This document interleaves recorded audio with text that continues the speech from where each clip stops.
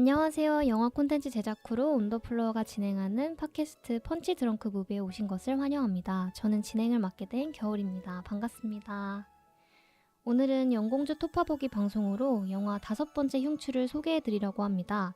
방송을 시작하기에 앞서 영화 공간 주안에 대해 간략히 설명해드릴까 하는데요. 영화 공간 주안은 인천광역시 미추홀구에 위치해 있는 인천 유일의 다목적 독립예술영화관으로서 관객분들에게 독특한 예술영화와 뛰어난 작품성을 가진 독립영화들을 소개 및 상영하고 있습니다. 양질의 상영관과 다양한 다목적 시설을 보유 중인 영화공간 주안은 2007년에 설립된 이래로 여러 관객분들을 만나 뵙고 있으며 깊이 있는 영화 이야기를 들을 수 있는 시네토크 행사와 다양한 테마, 인물들을 주제로 한 영화 특별전을 수시로 개최하는 등 영화와 관련된 양질의 행사들을 통해 관객들의 문화적 소통 창구가 되어주고 있습니다. 저희 온더플로어는 영화공간 주안과의 협업의 일환으로 매달 첫째 주마다 저희가 운영하는 팟빵, 인스타그램, 블로그를 통해 영화공간 주안과 관련된 다양한 콘텐츠를 업로드하고 있습니다. 자, 그러면 본격적으로 이번 영공주 토파보기 5번째 흉추편 방송을 시작해볼까요? 장마가 끝나고 본격적인 더위가 시작되면서 요즘은 아주 습하고 더운 날씨가 이어지고 있는데요. 이런 날씨에는 실내 역시 습도가 높아져 곰팡이가 생기기 쉬운 환경이 되기 때문에 자주 환기를 시켜주는 것이 중요하다고 합니다. 혹시 집안에 여러분 모르게 생겨난 곰팡이가 갑자기 여러분을 공격한다면 어떨지 생각해 보셨나요? 조금은 황당하게도 느껴지는 이 독특한 상상이 오늘 우리가 다룰 영화 5번째 흉추의 이야기가 됩니다. 올해 8월 초에 개봉한 영화 5번째 흉추는 인간의 척추뼈를 빼앗는 곰팡이의 여정을 그린 영화인데요.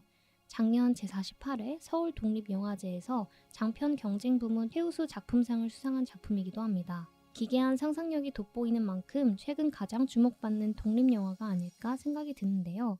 영화를 본격적으로 살펴보기에 앞서 먼저 오늘 함께 영화 이야기를 나눌 패널분들을 소개해보려고 합니다. 다들 인사 한 번씩 부탁드려요. 안녕하세요. 제이입니다. 안녕하세요, 쌤입니다.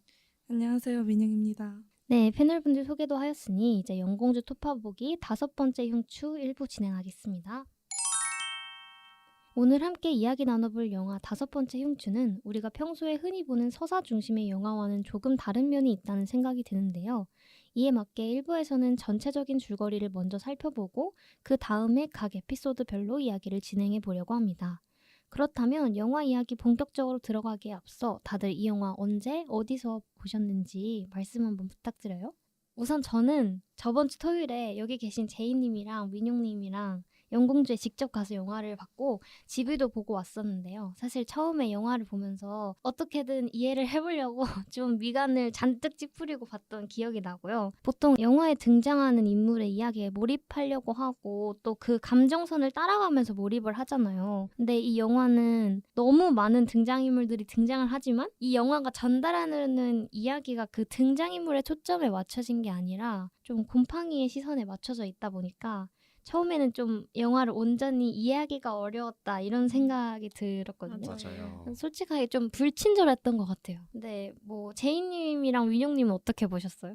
전 처음에 곰팡이가 주인공이라는 사실이 저한테는 되게 추상적이었거든요. 그래가지고 어떻게 곰팡이가 주인공이지라고 하면서 영화를 봤는데 생각보다 사람들이 되게 많이 나오는 거예요. 그래서 그럼 이 사람들의 이야기 속에 누가 있나 보다라고 생각했는데 반대인 아니었죠. 거죠. 그래서 뭔가 사람들의 이야기가 제대로 끝나지 않고 결론 지어진다거나 맞아요. 뭔가 설명되지 않고 끝나가지고 조금 어려운 영화였던 것 같아요. 맞아요. 저도 제목이 너무 특이해가지고 이게 도대체 뭘 의미할까 하면서 봤는데 그 곰팡이라는 소재가 나오잖아요. 그 소재도 되게 독특했고 그래서 그 곰팡이가 어떻게 사람들한테 작용을 할지 그런 거에 되게 집중하면서 봤던 것 같아요. 근데 마지막까지도 약간은 이해하기 어려웠다. 네. 어떻게 곰팡이가 생겨나고 어떻게 작용했는지는 네, 아직도 잘 모르겠습니다. 저는 시네토크에 참여하지를 못해서 집 앞에 있는 독립영화관에서 혼자 영화를 봤는데 영화에 대한 사전 정보가 전혀 없는 상태로 그냥 가서 관람을 했어요. 그래서 그 처음 보는데 약간 거의 비디오 아트를 보는 건가 싶기도 했고 갑자기 곰팡이가 사람들을 공격하니까 좀 당황스러웠던 것 같습니다. 네. 실험적인 시도가 돋보이는 작품인 만큼 정말 다양한 의견들이 나왔는데요. 영화의 독특한 설정과 연출이 가득해서 조금 더 구체적으로 이야기 나눠보면 좋을 것 같아요. 그렇다면 이제 본격적으로 영화 이야기를 시작해볼까요? 쌤님, 영화 5번째 흉추의 전체적인 줄거리 어떻게 되나요? 영화 5번째 흉추는 인간의 증오와 분노, 사랑을 먹고 자라나는 곰팡이에 관한 이야기입니다. 헤어진 연인의 매트리스에서 피어난 곰팡이는 인간의 척추를 빼앗으며 점차 생명체로 재탄생하려고 하는데요. 매트리스는 끊임없이 버려지고 다시 주어짐을 반복합니다. 따라서 영화는 그 안에 숨어 필연적으로 다양한 인간을 만나게 되는 곰팡이의 긴 여정과 성장을 색다르게 그려낸 하나의 로드무비라고 이해해 볼 수 있을 것 같습니다. 네, 평소에 쉽게 접할 수 없는 스타일의 영화인 만큼 작품의 소재나 설정이 굉장히 독특하다는 생각이 드는데 다들 어떻게 생각하세요? 그 곰팡이라는 소재가 되게 우리한테 친숙하면서도 더러운 소재잖아요. 그런 이미지 때문에 더 불결한 느낌이 났던 것 같고 맞아요. 별개 이야기인데 척추를 뺏긴 사람들은 그 뒤에 어떻게 됐을까? 그것도 계속 궁금하면서 봤던 것 같아요. 그 저희 집에서 들었는데 감독님이 자취하던 시절에 자취방에 있던 곰팡이에서 그 아이디어를 얻으셨다고. 맞아요. 근데 감독님이 그 곰팡이를 어떻게 하려고 하지 않고 그냥 덮어뒀다고 얘기 나왔잖아요. 그쵸? 네, 그러니까 그런 생동감 있는 곰팡이 표현이 되지 않았나. 자전적 경험이었네요. 그러면. 그러니까요. 네. 저는 제목이 5번째 흉추였잖아요. 근데 제가 원래 그런 뼈나 피가 나오는 영화를 잘 못 보거든요. 그래서 이게 얼마나 징그럽고 내가 보기 힘든 영화일까라고 생각을 하면서 보고 처음에 그래서 영화관에 가서 되게 긴장을 하면서 봤어요.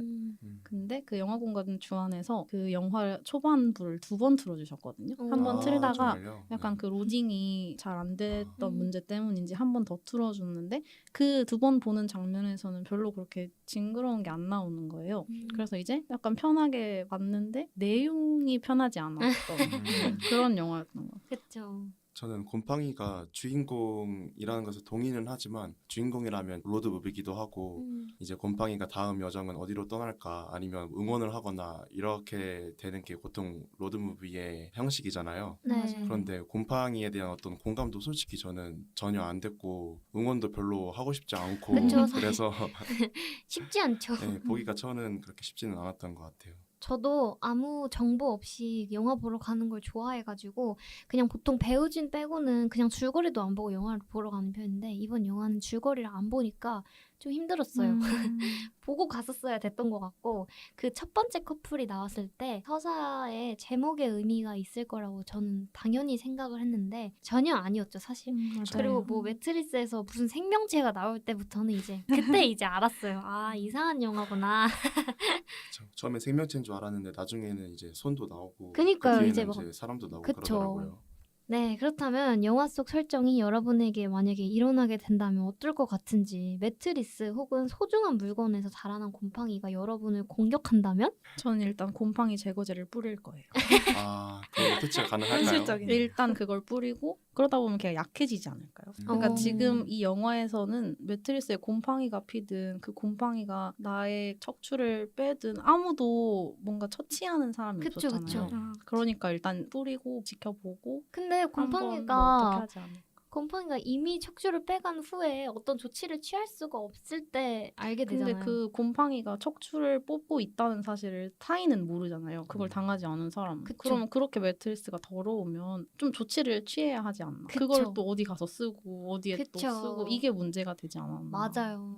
저는 약간 한국적 정서로 그거를 제사를 한번 이제 해줘서 아, 이제 굿을 손을 좀 지낸다? 네, 빌어주면 이게 떠나고 잃어버린 흉추도 다시 돌아오지 않을까 그런 마음에 한번 굿이라도 시도해 볼 것 같아요. 근데 너무 웃기다. 원래 굿할 때 가운데 그 사람이 있고 이렇게 아. 무당이 돈 매트리스가 있고 이제 저도 곰팡이한테 당하기 전에 갖다 버리면 좋겠지만 다른 인물들처럼 이미 당해버렸을 것 같고 그쵸. 쉽지 않죠 그게. 흉추가 빠진 채로 뭔가 곰팡이에 대한 복수를 꿈꾸면서 복수 살아가지 않을까요? 근데 빠진 채로 살아갈 수 있는지는 모르겠지만 그쵸. 네, 그럴 것 같습니다. 빠진 채로 살 수가 있나? 저 근데 보면서 계속 그 생각을 한 게 곰팡이가 곰팡이로서의 역할보다는 곰팡이에서 생명체가 피어나서 걔가 이제 사람을 못 살게 구는 거잖아요. 맞아요. 근데 그 곰팡이 자체로도 이미 되게 질병을 유발할 것 같이 생겼지 않나요? 이미 너무 곰팡이 주기엔 거의 맞아요. 최고 곰팡이다. 네. 근데 제가 만약에 피해자가 된다면 당연히 이런 일이 일어날지는 몰랐으니까 당하더라도 제가 아니라 경찰 조사 과정에서 밝혀지지 않을까요? 경찰들은 아무런 조사를 안 하는 건가요? 사람들이 이렇게 피해자가 많은데 그러게요. 이해가 안 돼요. 그리고 매트리스를 갖다 버릴 게 아니라 국정원이나 아니면 저기 카이스트 이런 데 맞죠. 보내가지고 연구를 해서 논문을 써야지. 매트리스 안에서 생명체가 생기는데 이거 살상 무기 막 이런 데로 쓸 수 있잖아요. 곰팡이가 어떻게 생명체로 됐는지를 그러니까요. 연구를 그 해야지. 연구를 해야죠. 저는 애초에 어떻게 가져갈 때 그냥 뒤집었으면 괜찮겠지라는 사고를 한다는 것 자체가 너무 괘씸해요. 그렇죠. 저는. 아무리 그 좀 후미진 모텔이나 아니면 그런 데라도 영업정지 당해요. 이 정도면. 피도 묻어있고 그런데. 네, 5번째 형주는 앞서 설명해주신 것처럼 로드무비 형식을 띠는 작품인데요. 이런 장르적 특징이 영화와 어떻게 어우러진 것 같나요? 저는 처음에 여러 개의 스토리가 나오길래 옴니버스 형식으로 생각했었거든요. 근데 사실 주인공이 곰팡이의 시점에서 보면 곰팡이가 매트리스에 심어져서 이동하는 하나의 스토리잖아요. 그래서 곰팡이의 여정 같기도 해서 되게 독특하게 느껴졌어요. 전 사실 이렇게 이동하면서 여러 이야기들이 벌어지는 것보다는 곰팡이에 대한 사건이 좀 더 이렇게 딥하게 들어갔으면 좀 디테일을 살리면서 개연성도 높은 영화가 되지 않았을까 하는 아쉬움이 있습니다. 저는 아까 앞서 말했던 것 같이 로드무비 형식을 띠는 작품이기는 한데 로드무비의 주인공인 곰팡이를 전혀 공감도 못하겠고 응원도 하고 싶지가 않아서 곰팡이에 대해서 얘기를 하려고 로드무비 형식을 취한 건지 아니면 반대가 이제 원인이 됐는지 저는 잘 모르겠어요. 저도 이 영화가 로드무비 형식이었다는 사실을 그 감독님의 말씀을 통해서 알았는데 그렇게 듣고 보니까 진짜 그렇더라고요. 근데 그 과정에서 로드무비에 이렇게 지나가는 그 사람 혹은 커플들 간의 이야기를 조금 더 잘 그리고 친절하게 설명해 주셨다면 맞아요. 이게 꽤 괜찮은 로드무비가 될 수 있지도 않았나 싶기도 하고 뭔가 곰팡이가 그 사건에서 뭘 배웠는지 전 잘 모르겠어요. 그러니까요. 성장 맞아요. 영화긴 한데 이제 뭘 성장했는지는 진짜 모르고 신체적 성장의 로드무비인 건지 싶어가지고 그런 부분에서 그 인간들의 이야기를 조금 더 잘 풀어내 주시면 좋지 않았을까 싶다는 맞아요. 생각했어요. 맞아요. 에피소드마다 뭔가 쌓이는 게 저희 눈에 좀 보였으면 좀 더 맞아요. 설득력이 있었을 것 같아요. 없죠 사실. 공통점도 많이 없고.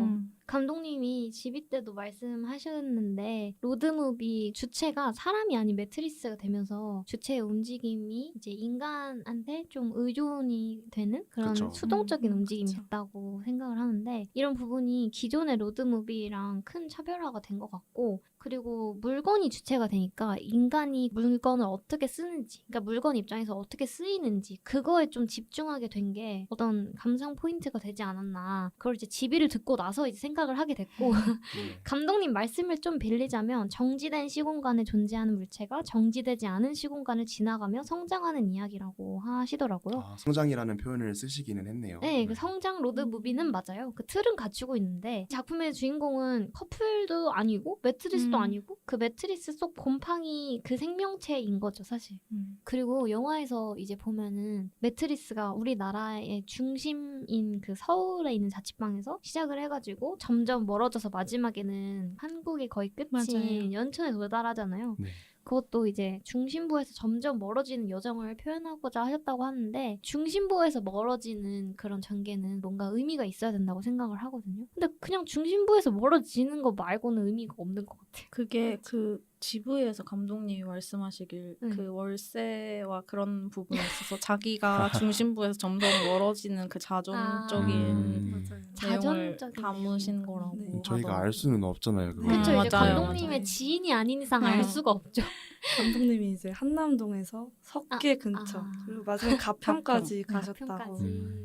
네, 패널분들 얘기를 들어보니까 기존의 로드무비 형식과는 또 구분되는 지점이 분명한 것 같은데 이런 구분되는 지점은 어떻게 생각하실까요? 뭐 기존의 로드무비랑 이번에 5번째 흉추에서 보여줬던 로드무비랑 어떤 게 더 끌리는지 말해봐도 좋을 것 같아요. 저는 근데 사실 이 영화가 로드무비의 틀을 갖추고는 있지만 로드무비라고 정의하기는 어렵지 않나. 맞아요. 네, 맞아요. 이렇게 저도 생각을 그렇게 해서 생각합니다. 그래서 로드무비로서의 감상은 딱히 없고 그냥 좀 새로운 시도였다 이런 생각이 들어요. 다른 분들 어떠세요?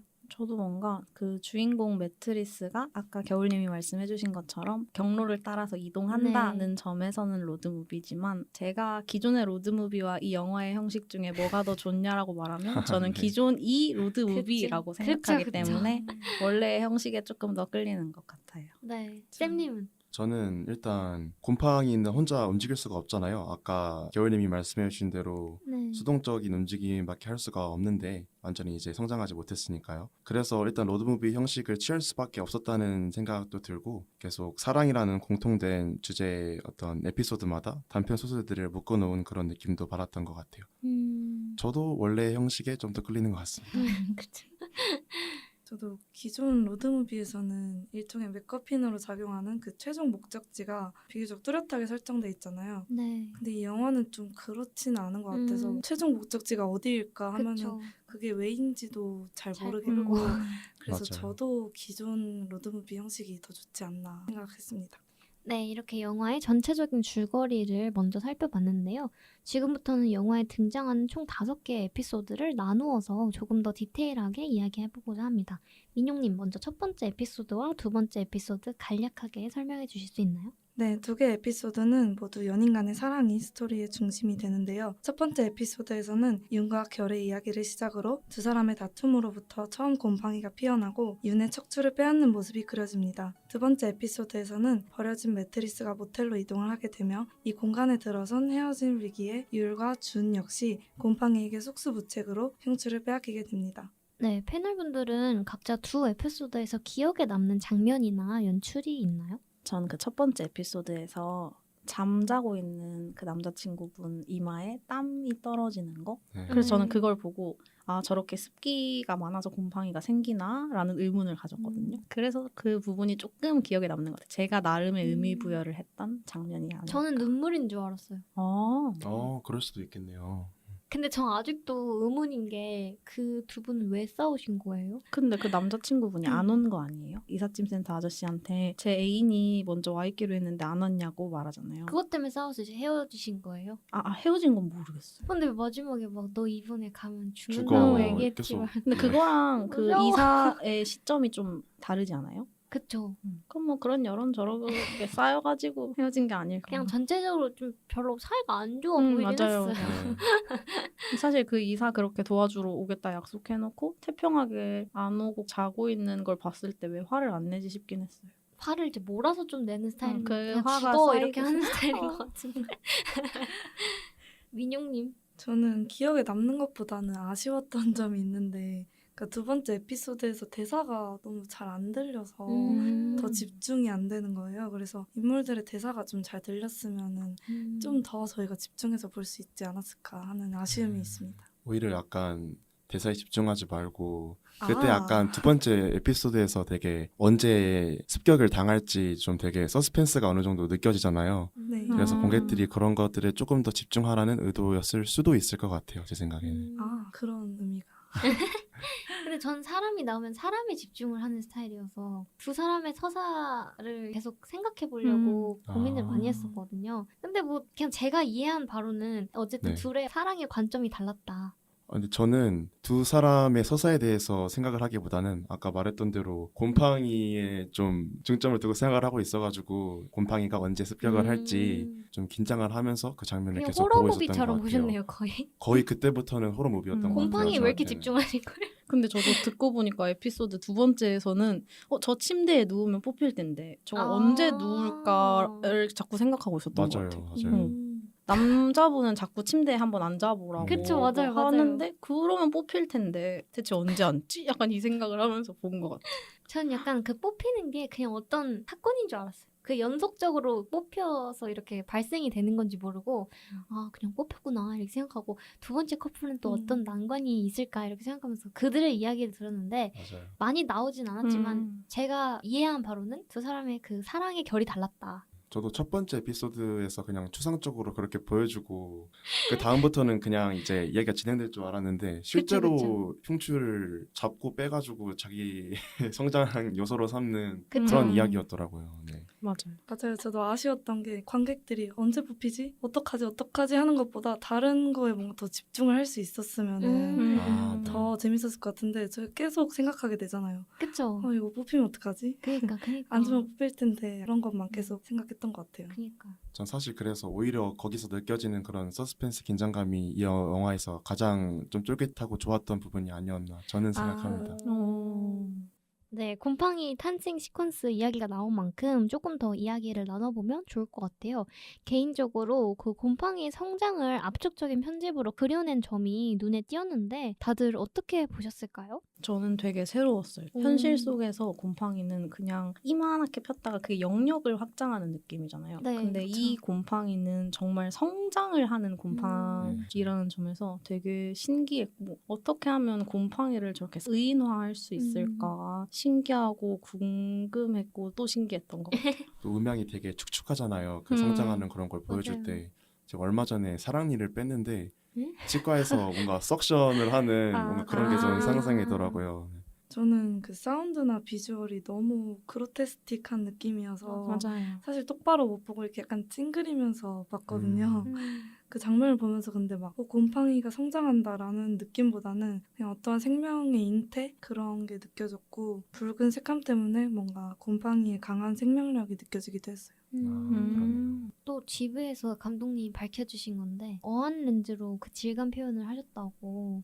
그리고 또 클로즈업 컷이 되게 많이 나오잖아요. 맞아요. 그런 연출들이 그 기괴함을 잘 살려지 않았나 이런 생각을 하고 또 CG는 또 비싸서 못 사용하셨대요. 맞아요. 너무 슬픈 수작업으로. 얘기긴 한데 다 이제 100% 수공업이었다고. 저는 그 GV를 계속 들으면서 아 제작비 없는 연출이 이렇게 힘들구나 계속 그 생각을 했던 것 같아요. 너무 그 고충을 막 털어 놓으셔가지고 당연한 얘기지만 예상이 없으면은 제작이 당연히 힘드니까. 맞아요. 그 사운드 얘기를 좀 더 해볼까요? 곰팡이가 피어나고 성장하고 이런 과정이 영화 전반에 걸쳐서 계속 반복이 되는데 장면들에 또 삽입된 사운드가 약간 신경을 긁는 소리라고 하죠. 약간 좀 네. 기괴한 소리가 났잖아요. 그런 거는 어떠셨어요? 괜찮으셨어요? 약간 ASMR 같은 느낌을 받긴 했는데 맞아요. 왜냐면 사운드가 그 막 긁고 뭐 때리고 막 숨소리 약간 이런 게 맞아요. 들리니까 네, 네. 좀 ASMR 같긴 했는데 약간 불협화음으로 만들어낸 음. ASMR 같은 그래서 듣기에 편하지는 않은 그쵸? ASMR이었던 것 같아요. 네. 그런 부분에 있어서는 성공하신 것 같네요. 저희가 듣기 싫어했으니까. 그러니까 오히려 그러네요. 의도가 된 거네. 그쵸. 전 칠판 긁는 소리 이런 거 되게 싫어하는데 아. 좀 그런 느낌도 약간 났었어요. 맞아요. 또 영화에서 결이 이제 윤에게 죽으라고 한 날 곰팡이가 처음 피어나잖아요. 그게 되게 중요한 장면이라는 생각이 드는데 연출도 되게 강렬했던 것 같아요. 막 뛰어가면서 죽어라는 입모양을 되게 클로즈업해서 막 보여주고 딱히 뭐 설명은 없었지만 네. 연출이 되게 길었던 것 같은데 그 장면이. 맞아요. 요 장면은 어떻게 생각하세요? 전 사실 일단 왜 죽으라고 한지부터가 좀 의문이었어서 그러니까요. 이해가 안 되는 장면 중 하나거든요. 갑자기 죽으라고 하니까 이제 그래서 어떤 서사가 중심인 영화는 아니지만 그래도 곰팡이가 주인공이고 그 곰팡이가 태어나는 장면을 묘사를 하는 건데 그런 거를 좀 뒷받침하는 서사가 좀 부족했던 것 같아요. 맞아요. 그러니까 이 커플 서사라도 조금 더 친절하게 설명을 해줬으면 맞아요. 영화를 좀 더 이해하면서 아 곰팡이가 사랑에서 비롯된 증오에서 이제 피어나는구나 이런 생각을 하면서 볼 수 있었을 것 같은데 근데 너무 처음 등장한 커플인데 무슨 설명도 없이 갑자기 맞아요. 헤어지고 죽으라고 그쵸. 갑자기 척추 뺏기고 뭔가 좀 너무 불친절했던 것 같아요. 여기서 조금만 설정이 더 자세하게 들어갔으면 나중에 에피소드에서 곰팡이가 흉추를 뺏는 그런 것들도 저희가 좀 더 의도를 파악할 수 있지 않았나 맞아요, 그런 생각도 맞아요. 들었던 것 같아요. 저는 그 죽어라는 말을 처음에 내가 들은 단어가 이게 맞나 싶었어요. 왜냐면 너무 갑자기 맥락 없이 맞아요. 되게 잘 지내고 같이 누워서 도란도란 얘기하다가 갑자기 일하러 가는 남자한테 너 오늘 나 맞아요, 떠나면 맞아요. 죽어요. 그렇게 말하더니 갑자기 막 뛰면서 내가 잘못 이해하고 있나 잘못 듣고 있나라는 생각을 할 정도로 되게 당황스러웠던 부분인 것 같아요. 저는. 그니까요. 또 잡으러 가는 것도 아니야. 음. 그냥 뛰는 거야. 저도 앞에 패널분들이랑 똑같은 생각이었어요. 그냥 너무 뜬금없는 장면들의 반복. 죽어, 왜지? 왜 뛰지? 왜 뺏겼지? 계속 저는 당황스러웠습니다. 그니까요. 근데 여기서 또 생각을 해볼 거는 왜 하필 인간의 척추를 빼앗았을까요? 다른 거를 빼앗지 않고 왜 하필 척추였을까요? 그런 거 생각은 해보셨나요? 네, 저는 사람이 곰팡이를 이렇게 등지고 있을 때 제일 몰래 빼내기 쉬운 위치여서 그런 게 아니었을까. 곰팡이한테 완전히 네. 감정이입을 하셨네요. 그리고 뭔가 단단하고 딱딱하잖아요. 그래서 그쵸? 갖고 싶다 이런 생각을 오. 했을 수도 있지 않을까. 네, 음. 근데 곰팡이가 척추를 뺏어서 뭘 하고 싶었는지는 네, 아직도 모르겠습니다. 그쵸. 이제 네. 감독님도 잘 모르시는 것 같고. 저는 조금 새롭게 생각을 한번 해봤는데 매트리스에 누우면 그 매트리스가 느낄 수 있는 사람의 뼈나 장기 중에 척추를 제일 잘 느낄 수 있지 않을까? 이 튀어나오고 들어가고. 그래서 걔는 사람한테 뺏을 수 있는 게 척추밖에 없다고 생각할 수도 있지 않았을까요? 어때요? 좋아요. 저도 좋아요. 좋아해요. 쌤님은요? 저는 영화 보면서 왜 하필 척추를 빼앗았는지에 대한 의문은 솔직히 없었던 것 같아요. 그저 저도 비슷하게 매트릭스에 가장 많이 닿는 면적이 척추니까 그게 가장 쉬우니까. 좋은 타깃이 아니었나 그런 생각을 합니다. 저는 옛날에 약간 구미호 영화 같은 거 보면은 구미호는 사람이 되기 위해서 막 10명인가? 간을 채우잖아요. 먹는 간, 술을. 그래서 약간 이 척추가 매트리스 입장에서는 그 간 같은 느낌이 아니었나. 사람이 되기 위해서 이제 말도 하고 이제 생각도 있잖아요. 이미. 네. 근데 사람이 되기 위한 마지막 관문이었던 거죠. 그 뼈가 척추가. 없으니까. 그쵸. 이제 직립보행하는 인간으로서의 마지막 관문. 다 일리가 있네요. 감독님 말씀으로는 이제 수평적으로 누운 존재인 곰팡이가 직립하기 위해선 근육이나 장기처럼 좀 말캉한 그런 것들보다는 수직적이고 광직한 척추가 필요하다는 그런 생각에서 흉추를 선택을 하신 것 같아요. 근데 생각은 할 수 있는데 척추가 없을 수가 있나요? 제가 알기로는 그 뉴런에서 나오는 신경들이 척추 조직을 따라서 연결이 돼 있는 걸로 알고 있는데 오, 맞아. 자아는 있는데 척추가 없다? 그러게요. 굉장히 과학적이네요. 의학적인 어떤 지식이 더. 제 슬기로운 의사생활 열심히 봐가지고. 아, 네, 그럼 하나의 긴 아트 필름으로 느껴질 만큼 영상미가 뛰어난 영화인 것 같아요. 초반부에 영상미가 가장 돋보였던 장면이 있다면 하나씩 말씀해 주세요. 저는 그 모텔씬에서 계속해서 색감이 바뀌고 조명도 계속 바뀌잖아요. 그런 게 되게 인상 깊어서 조명 활용을 잘했다 이런 생각을 했어요. 저는 방의 모습이 사진을 찍은 게 계속 쓱쓱쓱 넘어가면서 바뀌잖아요. 곰팡이가 태어나기 아, 전에. 네. 그게 되게 신기했고 제 방도 한번 저렇게 찍어볼까 생각했어요. 하루하루 어떻게 바뀌는지. 오. 근데 물론 그 영화 속처럼 되게 지저분한 방으로 보여지고 싶진 않긴 하지만 그쵸. 네. 뭔가 그런 생각이 들었다는 점에서 그 영상미에 제가 좀 인상을 받았던 것 같아요. 아. 인상 깊었던 것 같아요. 저는 초반에 이제 곰팡이의 탄생까지의 디테일을 텍스트로 표시해 놓잖아요. 네. 그래서 이제 언제 태어날까 좀 기대하면서 서사상의 그런 기대감을 좀 불어넣었던 것 같아요. 그런 텍스트들이. 저는 매트리스에 피어난 곰팡이 그거를 좀 잘 연출해내지 않았나. 피도 묻어 있고 곰팡이 그 진짜 곰팡이 같아요. 진짜 어떡하면 좋아. 약간 너무 지독한 징그러워. 곰팡이 같잖아요. 네, 진짜 만만하지 않은 녀석이다. 네, 여기까지 이야기를 나눠보니 이어지는 에피소드에서는 곰팡이가 또 어떤 등장인물들을 만날지 궁금해지는데요. 제이님 5번째 흉추의 다음 에피소드 설명 부탁드립니다. 네, 우선 3번째 에피소드의 배경은 병원입니다. 여기서는 곰팡이가 시한부인 소를 만나고 그녀로부터 편지를 전해받게 돼요. 4번째 에피소드는 다시 길 위에 버려진 매트리스와 벽 틈으로 숨어든 커플이 마찬가지로 곰팡이에게 척추를 빼앗기게 되는 모습이 그려지고 마지막 5번째 에피소드에서는 남겨진 매트리스를 주운 승합차 운전기사를 만나게 됩니다. 영화의 끝은 1000년의 시간이 흐른 뒤에도 살아남은 곰팡이가 3번째 에피소드의 소렉에서 받은 편지를 꿋꿋하게 읽어내는 모습을 마지막으로 막을 내리게 됩니다. 네, 후반부의 에피소드 중 기억에 남는 장면이나 연출이 있는지 한 분씩 말씀해 주시면 좋을 것 같아요. 일단 저는 병원에서 처음 이 곰팡이의 어떤 형체를 볼 수 있었던 것 같은데 아 손이 있는 애였구나 이렇게 알게 되었고 죽어가는 여자분이 곰팡이랑 말을 하잖아요. 네. 그러니까 맞아요. 이 대화를 하잖아요. 그게 이제 지금까지는 다른 사람들이 대화를 안 했는데 이분은 어떻게 대화를 했지? 그리고 곰팡이가 왜 척추를 뺏어가지 않았지 아직? 이런 생각을 네, 하게 되었던 것 같고 제 생각엔 약간 이제 곧 죽으시니까 어떤 영적인 힘이 있지 않았을까요? 곰팡이를 이해하는 그런 넓은 마음과 영적인 힘. 아까 말씀하신 것처럼 무당 굳이라도 하면은 알 수 있지 않을까. 저도 똑같이 인간의 형태를 갖춰가는 걸 처음 보여주는 장면이라고 생각을 해서 처음 곰팡이에 손이 나왔을 때 흠칫하고 신선했다고 생각을 했었던 것 같아요. 네. 그제서야 좀 곰팡이가 좀 인간이 되고 싶어 하는구나 이런 생각도 하게 됐던 것 같고 또 그 장면에서 궁금했던 게 곰팡이는 이제 사람들의 그런 사랑 이런 것들을 어떤 시선으로 바라봤을까 하는 그런 의문이 좀 들더라고요. 어떤 장면에서는 질투를 하는 것 같기도 하고 어떤 점에서는 연민을 보여주는 것 같기도 하고 그래서 곰팡이의 의도에 대해서 좀 생각을 하게 되는 그런 씬이었던 것 같습니다. 저는 곰팡이한테 기괴한 숨소리가 났던 게 너무 불쾌했어요. 들을 때 너무 짜증나요.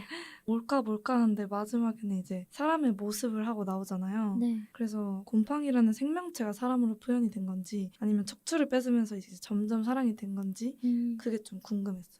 제이님. 저는 한글을 읽는 목소리가 되게 신기했는데 그 음. 여러 사람의 목소리를 겹쳐놓은 걸까요? 네. 그런 생각이 들면서 얘가 이제는 글까지 읽을 수 있게 됐구나 해서 이제 성장의 결론을 보게 된 것 같다는 생각도 했어요. 약간 저는 곰팡이 최후의 모습을 좀 보면서 그러니까 Everything Everywhere All at Once에서 바이와 바이가 나레이션으로 대화를 하는 씬이 있는데 그 장면이 좀 생각나기도 하더라고요. 무생물체가 그렇게 나레이션으로 오버 더 보이스로 읽어주는 모습이 네, 그냥 생각이 났다고요. 그냥 그만큼 좀 신기하고 약간 이상한 연출이었다. 네. 저는 그 마지막 희생자 있잖아요. 그 운전하시던 분. 네. 그분이 곰팡이 생명체가 그 운전대를 잡아서 이렇게 똑바로 운전을 하려고 하잖아요. 그걸 보다가 이제 뒤에서 손을 탁 붙잡는 장면이 나오는데 그게 너무 약간 소름 돋았어요. 그리고 그 곰팡이가 생명체가 되면 여자일까 남자일까 계속 궁금해하고 있었거든요. 근데 여자로 나오더라고요. 그리고 걔는 또 언제 운전을 배운 거예요. 운전 또 어떻게 하게 된 거예요. 네. 진짜 이상해. 약간 패널분들한테 물어보고 싶은 게 혹시 마지막 차 장면에서 곰팡이를 응원하셨어요? 아니면 운전기사를 응원하셨어요? 당연히 저는 당연히 운전기사 운전기사. 아니에요? 당연히 곰팡이 운전기사죠. 응원하셨어요? 저도 운전기사를 아, 응원했습니다. 선생님 곰팡이 에이. 아니에요 이 정도면? 이상한데 아까부터 계속 곰팡이에 아니요, 그 저도- 감정이입하더라고요. 그러니까요. 처음에 시작할 때 로드무비인데도 불구하고 곰팡이를 응원하고 싶지 않다고 계속 말을 했었잖아요. 아닙니다. 알겠습니다. 네. 그리고 아까 제가 잠깐 언급을 했지만 세 번째 에피소드에서는 곰팡이와 대화를 시도하는 솔의 모습이 인상 깊었는데 이 에피소드는 다들 어떻게 보셨어요? 약간 편견 없는 사람 같지 않아요? 네, 저는 왜 이렇게 편견이 없지? 저는 순간 뭐랑 대화하고 있는 거지? 근데 생각해보니까 곰팡이인 거예요. 그니까. 네, 저 같으면 이게 사람이야 하고 약간 자기 세뇌를 하면서 대화를 했을 것 같아요. 저도 비슷한 생각이었던 게 그 돌아가시고 나서 치워주시는 분들이 장례도 못 치른다고 말을 하잖아요. 아, 그 맞아요. 치러줄 사람이 없어서 그런 부분에서 얼마나 외로웠으면 그니까. 곰팡이를 사람의 존재라고 생각을 하고 그렇게 말을 걸었을까 싶은 맞아요. 생각을 했어요. 아무도 찾아오는 사람도 없고 그러니까 편지를 누구한테 전해달라고 부탁도 못하고 결국은 곰팡이한테 부탁을 하잖아요. 맞아요. 그럼 뭘 믿고 진짜 그렇게 말하지? 이런 생각도 저도 듣기는 했는데 떨어진 편지를 결국 다시 주워 챙기는 곰팡이의 모습을 보고 그래도 곰팡이의 진심을 어느 정도 확인은 할 수 있었습니다. 어쩌 공감하고 있는 건 맞는 것 같은데요. 네. 그냥 본인이 곰팡이인데요 지금. 그리고 병원 씬이 약간 곰팡이의 어떤 생명력을 나타내고 있다고 생각할 수도 있을 것 같아요. 그 인서트로 사용된 벽에 걸린 액자 속의 문구가 질긴 생명력이라는 말이 끊임없이 이제 나오잖아요. 그게 아마 계속 재활용이 되는 매트리스 속에서 살아남은 곰팡이의 어떤 인생을 보여주지 않았나 네. 그런 생각이 듭니다. 5번째 에피소드인 승합차 안에서는 곰팡이가 사람의 모습을 띠고 등장한다는 점이 놀라우고 색달았는데요. 다들 이 장면 어떻게 보셨는지 혹은 왜 사람의 모습을 띠게 된 건지 한번 이야기해보면 좋을 것 같아요. 저는 앞서 말한 것처럼 어떻게 곰팡이가 사람이 된 건지, 사람이 된 후에 궁극적인 목표가 뭔지 되게 궁금했는데 마지막 에피소드는 서사가 더 불친절했던 것 같아요. 맞아요. 그러니까 이야기나 대사로 이렇게 풀어내는 게 아니라 진짜 그냥 단편적인 장면들을 나열한 느낌? 저는 그렇게 느꼈어요. 저는 그 운전기사가 처음에 자취방에 있었던 그 남자분인 줄 알았어요. 좀 닮은 것 같기도 하네요. 그래서 그 둘이 이렇게 헤어졌지만 라디오 속에서 그 멀리 여행 간 여자의 목소리를 듣고 알아챈 거죠. 내 전 여자친구구나. 나랑 헤어졌지만 잘 살고 있구나. 이렇게 하면서 그 곰팡이가 마지막 증오를 이렇게 탁 터뜨리는 그런 씬이 아니었나. 이렇게 상상력이 생각했는데 엄청 뛰어나신데요. 근데 배우가 다르더라고요. 그래서 뭐 다른 사람이구나 이렇게 알게 됐고 그럼 곰팡이는 왜 도대체 마지막 사람에게 증오를 느꼈을까요? 그러게요. 감독님 여기 모셔야겠어요. 케이크를 너무 맛있게 먹어서. 케이크 너무 맛있어 보였구나. 아니 이제 자기를 너무 사랑해서 마지막 그 남자가 나르시시즘? 알고 보니 아니면 헤어졌는데도 쿨하지 못한 모습이 너무 못나 찌질해서? 보였나? 어떻게 생각하세요? 곰팡이 입장에서 어떻게 생각하세요? 곰팡이 입장에서요. 제가 곰팡이가 된 것 같네요. 네, 왜 증오하셨어요? 그니까요. 그래도 곰팡이의 특성이 이제 잘 지워지지 않고 되게 지웠다 생각해도 조금의 흔적이라도 남아있으면 퍼지는 특성을 가지고 있잖아요. 그런 의미에서 우리가 생각하는 사랑과 이별의 그런 모습과 좀 비슷하다고도 저는 생각을 했는데 그런 의미에서 이제 그런 걸 받아들이지 못하는 남자에 대한 증오를 느끼지 않았을까 그런 상상력을 펼쳐봤습니다. 어떻게든 이해해보려고 노력을 해봤어요. 근데 보통 이별을 하면은 약간 지우는 사람이 있고 안 지우는 사람이 있잖아요. 맞아요. 다들 어떠세요? 이 남자처럼 약간 그리워하시는 편이에요? 아니면 그냥 없애는 편이에요? 저는 상대가 스스로 없어져 주더라고요. 아주 후된 그럼 곰팡이 같은 상대는 아니었네요. 그렇죠. 그렇게 곰팡이는 없애라고 해도 이제 없어지지 않고 계속 나타나는데 없애도 다시 그러진 나타나고 않았네요. 없애도 다시 나타나고 그러진 않았고 그냥 전생 이야기 같아요. 제 전 연애는. 전생 같다고. 민용님은요? 저는 간단하게 지운 다음에 찾아서 지워야 되는 것들은 귀찮아서 안 지워요. 그냥 냅둬요. 그럼 다음 분이 이제 발견을 하게 되면 어떻게 되죠? 그 전에 지우죠. 그 다음 전에? 분이 생길 때 지우죠. 약간 나를 한번 잡고 그 전에? 막 지우다가 미처 못 지운 게 있으면 어떡해요? 오라라? 미안. 깜짝이야 이게 뭐야? 쌤님은 어떠세요? 저는 웬만하면 바로 지웁니다. 칼 같으시네요. 그렇죠.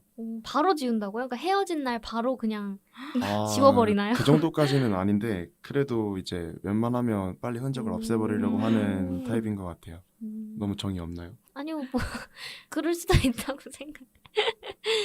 저는 그냥 죽었다고 생각해요. 그냥 이 세상에 없구나. 그리고 사실 안 궁금해요. 맞아요. 네, 그냥 뭐 알아서 잘 살겠지 그렇게 생각하고 근데 그 약간 가끔 또 궁금해질 때도 있잖아요. 그럼 그냥 그쵸. 죽었다 이렇게 생각을 하고 어딘가에 이제 묻혀 있겠지 이렇게 생각을 하고 너무 맛있네요. 제가 잘 사는지 궁금하지 않아요? 잘 살고 있나? 궁금하냐고요? 근데 저는 제가 잘 사니까 걔도 잘 사지 않을까 생각하고 그냥 멋있다. 그런 제일 거. 건강하네요. 이제 마지막 시간이 흐른 뒤에 강에 떠있는 매트리스 위에 곰팡이가 최후의 모습이 나오게 되는데 그 부분을 다들 어떻게 기억하시는지 말씀해보면 좋을 것 같아요. 저는 갑자기 그 강을 배경으로 각종 버섯들이 나와서 맞아요. 살짝 당황했어요. 네. 네, 저는 좀 단순한 편이거든요. 그래서 그냥 버섯 모듬, 버섯 전골 이런 게 버섯 생각났어요. 전골? 버섯 전골 너무 맛있는데 이건 너무 더럽지 않아요? 그래서 곰팡이의 마지막은 버섯 모듬? 약간 이런 느낌으로 버섯 모듬이요. 모든 버섯. 그런 생각을 했습니다. 제이님은? 저는 버섯도 그 곰팡이의 일부잖아요. 네. 그래서 그나마 이해가 가면서도 그럼 그 중간중간 사람의 모습은 왜 넣었을까 싶은 거예요. 그냥 처음부터 끝까지 곰팡이. 그래서 곰팡이가 커서 버섯이 됐다 하면 차라리 말이 될 텐데 그니까요. 세 번째부터는 손 등장하고 진짜 사람의 형체까지 등장했는데 네. 다시 그 매트리스 안에 갇혀가지고 버섯에 파묻혀 있는 게 결말이라는 게 좀 이해가 안 갔던 것 같아요. 같은 균류라서 그런가 봐요. 그래서 차라리 그 처음 곰팡이에서 같은 균류인 버섯까지 하면 오히려 깔끔하게 이해가 그니까. 되는데 근데 갑자기 사람은 왜 나온 건지. 사람까지 완성시켜놓고 다시 버섯. 이 너무 그니까. 저는 이해가 안 갔어요. 전 이때 돼서는 사실 이해하는 걸 아예 포기를 해서 그냥 아 그렇구나 하고 봤던 기억밖에 없네요. 저는. 그 사람으로 태어나서 손도 있고 척추도 뺏었고 했으면은 이제 사람으로 살 줄 알았는데 그러니까 갑자기 다시 돌아간 게 너무. 근데 또 편지는 읽고 그래서 저는 그게 이해가 안 됐어요. 그러니까 그럼 어디서 읽은 거야? 몇 번째 버섯이야? 네, 그리고 마지막 영화의 결말은 3000년대 연천 강가라는 시공간적 배경을 갖게 되는데요. 왜 이런 설정으로 영화를 마무리했다고 생각하시나요? 단순하게 우리 모두가 살지 않는 시대를 표현했다고 생각해요. 그리고 이 일을 통해서 뭔가 곰팡이의 생명력을 보여주고 싶었던 것 같기도 해요. 저는 이 곰팡이가 이렇게 한글을 읽을 수 있을 때까지에는 1000년의 시간이 필요하다. 오, 정말 느리게 성장을 한글을 좀 늦게 깨치는 편이시네요. 왜냐면 뭐 척추를 한 5, 6개쯤 뽑았을 때 손이 겨우 나타나잖아요. 그쵸. 그래서 온전한 사람과 비슷한 그게 되기에는 1000년이 필요한 거였나 싶기도 했어요. 첫 번째 에피소드에서 결이 강 안에 사람들의 많은 비밀이 숨겨져 있는 것 같다고 언급을 하잖아요. 네.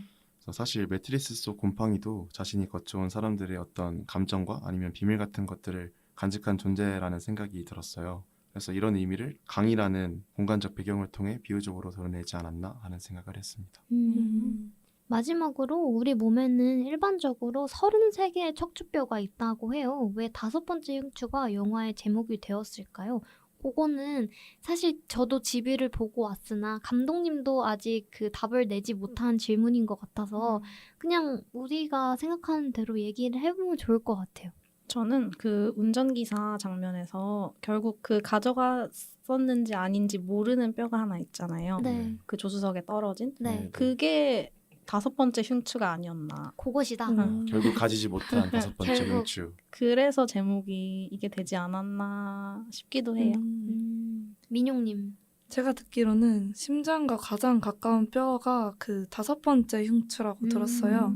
그래서 곰팡이가 인간의 감정을 먹고 자라나기 때문에 심장과 가장 가까운 5번째 흉추가 제목이 된 게 아닐까. 쌤님은요? 저는 일단 인간의 뼈대를 세우는데 가장 중요한 게 어떻게 보면 그 척추 뼈대잖아요. 네. 그런데 곰팡이 하면 저희가 생각나는 이미지가 뭐 흩어져 있고 뭐 형체를 이루지 못하는 그런 되게 하등한 존재로만 생각을 하고 있는데 그런 점에서 가장 인간의 신체 부위 중에서 곰팡이가 되기 힘든 것, 곰팡이로 연관짓기 힘든 것 그런 것이 좀 흉추가 아니었나. 그래서 5번째 흉추가 제목이 된 걸 수도 있다는 생각이 들었습니다. 저는 척추뼈 중에 가장 중요한 게 5번째 흉추인 줄 알았어요. 그래서 5번째 흉추가 그 인간이 되기까지 그 마지막 관문이구나 이 생각했는데 아니더라고요. 뭐 5번째 흉추도 중요하고 뭐 7번째 흉추 다 중요하더라고요. 맞아요. 그래서 그냥 이해하는 것을 포기하였다 이렇게 얘기를 할 수 있겠고요. 그럼 슬슬 1부 마무리를 해볼까요? 1부에서는 5번째 흉추의 줄거리를 중심으로 각자 인상 깊었던 장면과 연출에 대해서 자유롭게 이야기해보았는데요. 함께 이야기를 나누어 보면서 영화의 독특하고 색다른 설정들을 이해해볼 수 있었던 시간이었습니다. 이어지는 2부에서는 작품의 비하인드, 감독 인터뷰와 같은 영화 외적인 이야기를 나눠보려고 하는데요. 1부와 마찬가지로 2부도 알찬 이야기들로 꽉 채웠으니까요. 방송 끝까지 저희와 함께 해주세요. 2부로 넘어가기 전에 작품 분위기와 잘 어울리는 노래 한 곡 추천드리고 싶은데요. 노래의 제목이 영화의 주인공이기도 합니다. 곽푸른 하늘의 곰팡이 들으면서 1부 마무리하겠습니다.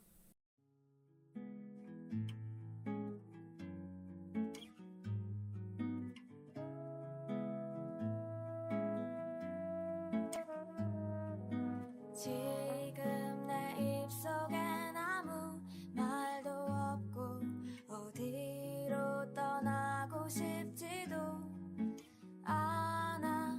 지금 내 손엔 아무것도 없고 내 눈이 가리키는 곳은 내가 앉은 이 자리,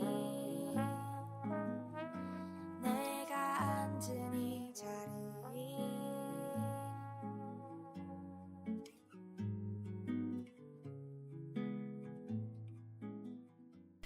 영공주 투파보기 5번째 흉추 2부 시작하겠습니다. 앞서 1부에서는 영화의 줄거리를 중심으로 살펴보았는데요. 2부에서는 영화 외적인 이야기를 함께 나눠보려고 합니다. 먼저 흥미로웠던 영화 비하인드가 있으신가요? 저는 GV에서 들었는데요. 그 곰팡이가 피어나는 장면 있잖아요. 네. 그걸 이제 뼈 모형, 뭐 돼지고기, 돼지 껍데기 이런 것들을 직접 사가지고 직접 다 촬영하셨다고 해요. 막 고기를 찢기도 하고 물감을 뿌리기도 하고 이것저것 실험하신 것 같아요. 전 이걸 듣고 깜짝 놀란 게 사실 저는 약간 CG 같다는 느낌도 들었는데 맞아요. 네, 뭐 그쵸. 가끔 CG보다는 이런 간의 수공업이 역시 영화의 어떤 본질적인 역시. 거를 표현하는데 좀 성공하지 않았나라고 그니까요. 생각했습니다. 제 생각엔 여기에 너무 집중하신 것 같아요. 이건 좀 기깔나게 표현이 된 것 같고 네. 나머지 서사에 전혀 신경을 못 쓰신 게 아닌가. 쌤님은 어떤 비하인드가 생각이 나시나요? 일단 감독님이 예산 문제를 좀 많이 겪으셨던 것 같더라고요. 그래서 매트리스도 저는 엄청 많이 사용했을 줄 알았는데 3개밖에 영화에 사용이 되지 않았다고 했고 또 감독님이 만약 예산이 넉넉했다면 장기를 곰팡이가 가져가 버리는 그런 고어 영화를 만들고 싶으셨는데 또 저예산으로 징할하다 보니까 뼈를 가져가는 설정을 취하게 됐다고 합니다. 이 영화가 지난해 부천 국제 판타스틱 영화제에서 월드 프리미어로 공개가 된 후에 또 3관왕을 받았다고 해요. 그래서 전 세계에서 영화제 러브콜도 많이 받고 저희랑은 좀 다른 평을 네. 가지고 계신 게 아닌가. 제가 못 본 것들을 좀 많이 보셨나 보네요. 그쵸? 제가 인상 깊었던 비하인드는 그 모텔 씬 에피소드인데요. 네. 그때 GV에서 그 모텔 씬 여자 배우분이 같이 함께 해주셨잖아요. 말씀해 주시기를 현장을 갈 때까지 대본이 1장, 2장 정도밖에 없었다고 말씀을 해주셨거든요. 근데 그 씬, 그 에피소드가 제일 긴 분량으로 촬영이 끝마쳐졌다는 사실을 듣고 그 배우분들의 연기가 그 시나리오에서부터 얼마나 그 스스로 발전했는지가 되게 신기했던 것 같아요. 이 영화도 이제 GV에서도 들은 건데 초고 이후 완성본까지 40번 정도 시나리오를 고쳐졌다고 하시더라고요. 그래서 총 6개월이 걸렸다고 하시는데 40번 정도 고쳤구나. 그렇구나. 이런 생각이 드네요. 창작의 고통이 정말 어마어마하셨구나. 어마어마하네요. 근데 그러면서 매트리스 총 2개만 사용하시려고 했는데 추가 촬영 때문에 하나를 더 사용하시게 되면서 그쵸. 3개가 됐다고 그쵸. 하더라고요.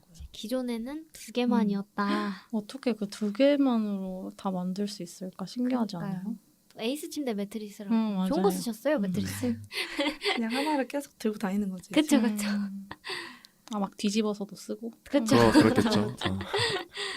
네, 이렇게 영화 5번째 흉추 속 비하인드 이야기를 나눠보았는데요. 재밌는 비하인드를 들으니까 다소 기괴하고 특이하게 느껴지던 영화가 조금은 다르게 보이는 것도 같습니다. 다음으로는 박세훈 감독님과 관련된 이야기를 해볼까 하는데요. 이 영화가 첫 장편 데뷔작이라고 하세요. 물론 스텝이 있긴 했지만 각본이랑 감독이랑 촬영 편집 혼자 다 하셨다고. 근데 이것도 이제 마찬가지로 아까부터 계속 언급이 됐지만 워낙 저해동 영화라 감독님이 어쩔 수 없이 다 맡으신 것도 있겠지만 그만큼 감독님의 어떤 의도나 표현하려고 한 것이 잘 표현되지 않나 이런 생각을 맞아요. 들어요. 네. 앞서 계속 말했다시피 그러니까 영화의 감독님의 자전적인 거를 되게 많이 담은 것 같아요. 그 자취방에서 피어난 걸 보고 아이디어를 얻은 것도 자전적인 의미고 그 매트릭스가 이렇게 이동하잖아요. 곰팡이가 이동을 하는데 그것도 이제 감독님의 거취를 계속 옮긴 거. 네, 그런 부분들이 이제 자전적인 걸 담았지 않나. 또 감독님이 어렸을 때 본 판의 미로의 영향을 이번 영화를 찍으면서 많이 받았다고 말씀을 해주셨는데요.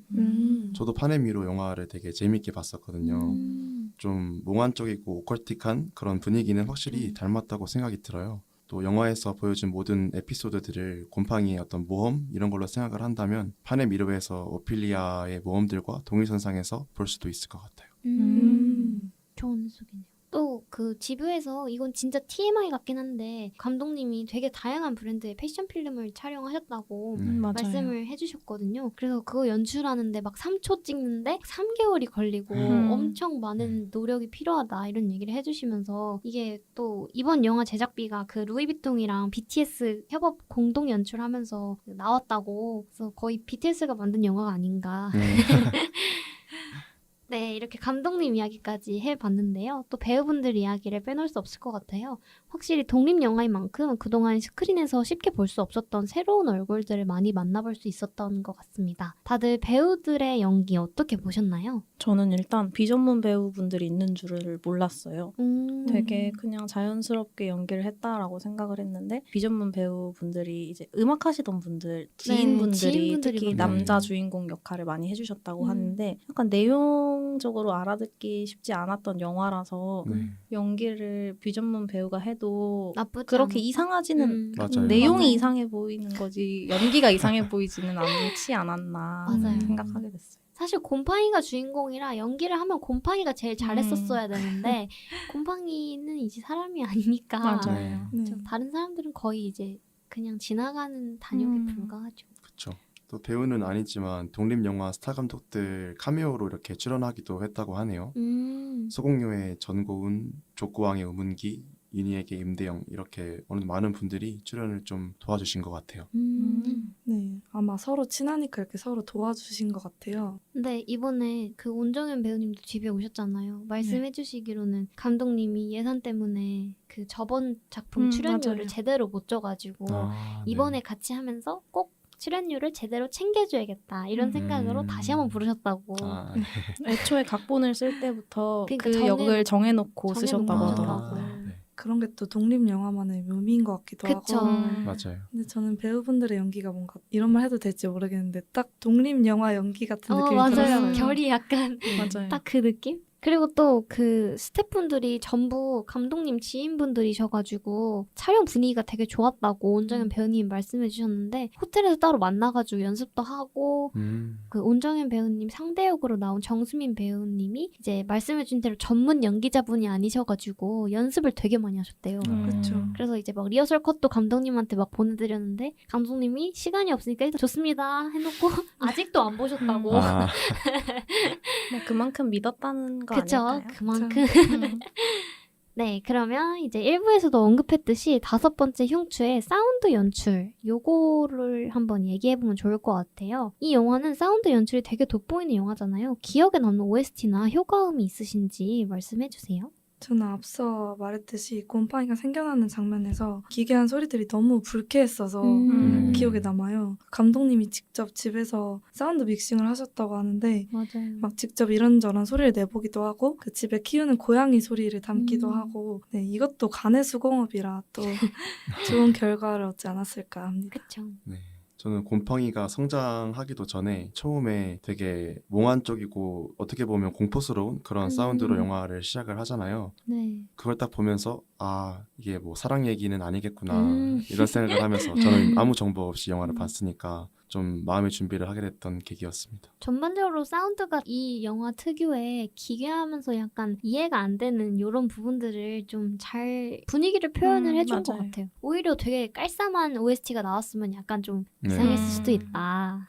저는 특별히 기억에 남는 사운드는 없는 것 같은데 앞서 말씀해주신 것처럼 그냥 전반적으로 분위기를 잘 표현해주신 것 같다라고 생각이 들고 그냥 감독님이 이 소리까지 다 하실 수 있다는 게 전 너무 대단한 것 같아요. 그니까요. 찍고 시나리오도 하긴 하고 근데 해야 그걸 되는데 집에서 막 사운드 고양이 믹스도. 소리 녹음한 걸로 네. 이렇게 만들 수 있다는 게 그러니까. 좀 신기하고 대단한 것 같아요. 네, 영화를 본 대중들의 반응이 극과 극으로 선명하게 나뉘는 영화인 것 같아요. 이러한 엇갈린 평가에 대해서는 어떤 요인이 있다고 생각하실까요? 저는 아무래도 인물들에 대한 서사가 부족하다 보니까 어느 쪽에도 공감을 하기가 힘들더라고요. 그래서 관객들도 인물들과 가까운 느낌보다는 좀 거리감을 느꼈을 것 같고 그래서 이런 거리감이 관객들의 호불호에도 영향을 미치지 않았을까. 기본적으로 불친절한 내러티브가 있기도 하고 제가 생각하기에는 상당한 공감 능력을 가지고 있어야 좋게 볼 수 있는 영화라고 생각을 했어요. 하지만 저는 공감 능력이 별로 없어서 설득력이 부족했다고 생각했습니다. 그리고 영화에서 영상만큼이나 대사의 역할을 되게 중요하게 생각하는 입장에서 인물들의 대화가 명확하게 들리지 않았던 점이 저는 개인적으로 맞아요. 조금 아쉬웠습니다.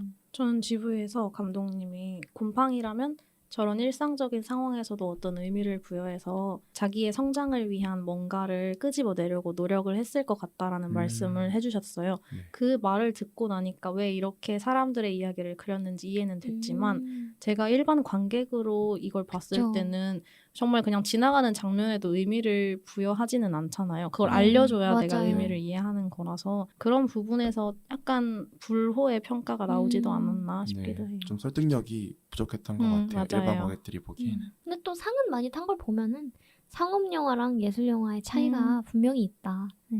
뭐 그래도 뭔가 우리가 상상해보기 되게 어려운 주제인 건 맞잖아요. 그렇죠. 그 또 상상력을 잘 표현했어요. 맞죠 하시기도 네. 했죠. 그래서 그런 부분에서는 또 혹평이 있지 않았나. 맞아요. 네, 이렇게 2부에서는 영화 5번째 흉추에 얽힌 비하인드 일화들과 감독, 배우 이야기를 위주로 살펴보면서 영화에 대한 시각을 넓혀보았는데요. 그렇다면 이제 최종적으로 영화의 별점을 패널분들이 각자 매겨보도록 하겠습니다. 저희 팟캐스트의 별점 방식 아시죠? 별점이 10점 만점에 5점 이하이면 별로라는 의미에서의 펀치, 그리고 이 영화의 별점이 6점 이상이면 취할 정도로 좋다는 의미의 드렁크로 구분해서 평점을 매겨주시면 됩니다. 제이님부터 말씀해 주실까요?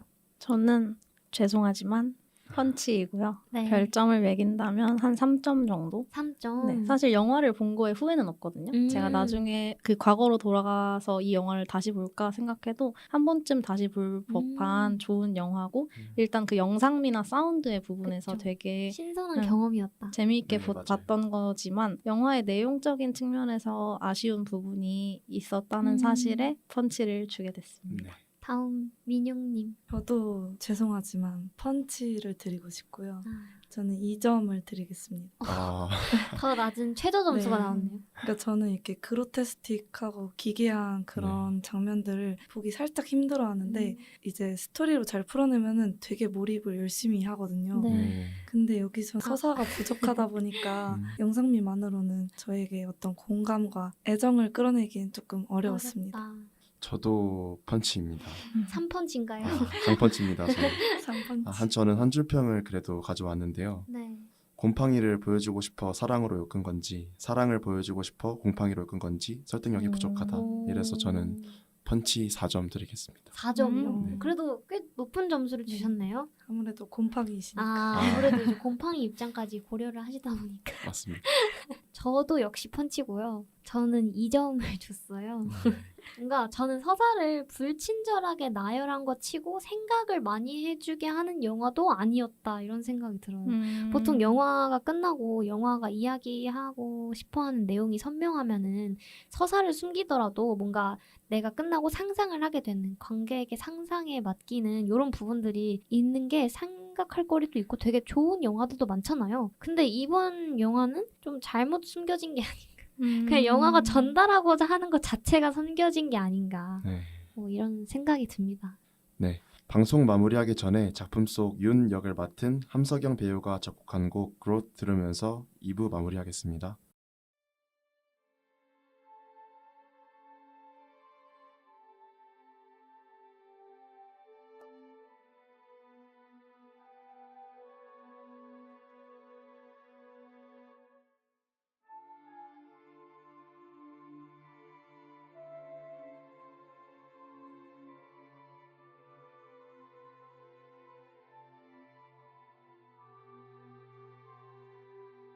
네, 오늘 방송에서는 박세영 감독의 첫 장편 영화 5번째 흉추와 관련된 다양한 이야기를 나누어 보았습니다. 우리가 흔히 떠올리는 기존의 독립영화와는 결이 다른 작품이라는 생각도 드는데요. 생소한 소재와 설정, 기존의 영화 장르적 특징에서 벗어나 실험적인 시도로 가득 찬 영화인 만큼 평소에 보지 못한 색다른 영화를 찾으시는 분들께 추천드리고 싶습니다. 박세영 감독은 이 영화가 관객들에게 하나의 감각적인 체험으로 다가가길 바란다고 밝혔는데요. 습기가 맴도는 남은 여름, 기괴하고 아름다운 영상미와 감각적인 사운드를 직접 체험해보면서 매트리스에서 남몰래 자라난 곰팡이의 긴 여정과 성장을 지켜보시는 건 어떨까요? 그럼 지금까지 진행의 겨울 패널의 제이 민용. 쌤이었습니다. 다음 시간에 만나요.